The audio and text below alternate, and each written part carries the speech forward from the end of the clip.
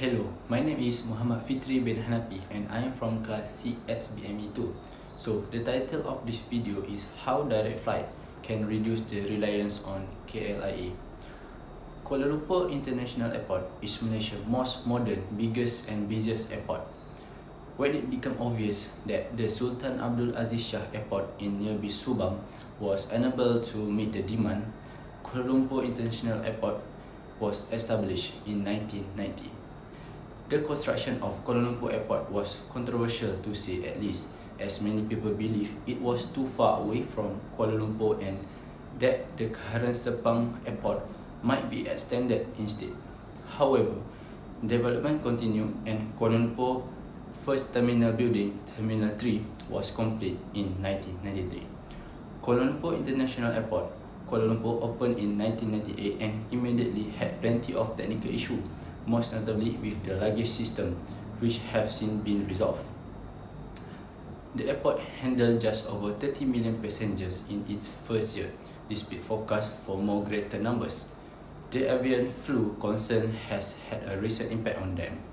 Kuala Lumpur International Airport, which is now administered by Malaysia Airport Holding Berhad, received a major award in 2005 and 2006 for being the world's best airport for its size, while KLIA2 is part of KLIA infrastructure that focuses on low-cost carrier in response to the region's rapid rise in low-cost travel. As we know, KLIA2 is conquered by ASL flight operations. KLIA2 began operation on May 2, 2014 to replace the existing low-cost carrier terminal, LCCT. We have additionally and domestic airport in Malaysia located in several states that may help us go from point A to point B quicker and simpler. The current issue that KLIA is being used as regional hub and transit point, although we may fly directly from, example, Kota Baru to Langkawi. As a result, KLIA and KLIA2 are the only two airports in Malaysia where all passengers must transit for more than 3 hours. As an example, again, we take a look at flight from Kota Baru to Langkawi. Flight from Kota Baru needs to transit at KLIA at least 2 to 3 hours or more before takeoff from KLIA to Langkawi. Furthermore, this makes it more difficult for tourists to reach their destinations and location when it takes longer. When it comes to public holiday or festive season, KLIA become packed and congested area.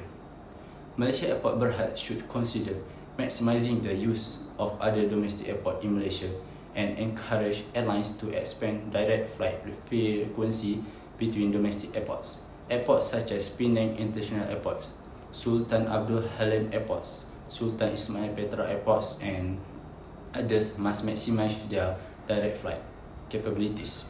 As a consequence, travelers will have less time to travel, which will boost demand for direct flights. The benefit of direct flight is that all states located distant from Kuala Lumpur will be able to connect quicker and more easily. This will also boost the number of individuals who utilize air transportation since everyone to cut down on their journey time.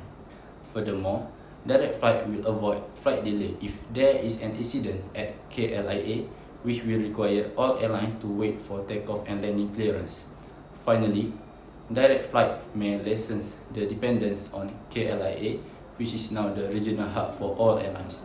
As the demand for direct flight grows, other Malaysia states will profit from the standardization of air transportation. As a result of the simpler and quicker access, all Malaysia states would enhance their tourist activity and reduce the reliance on KLIA as the regional hub in Malaysia. That's all. Thank you.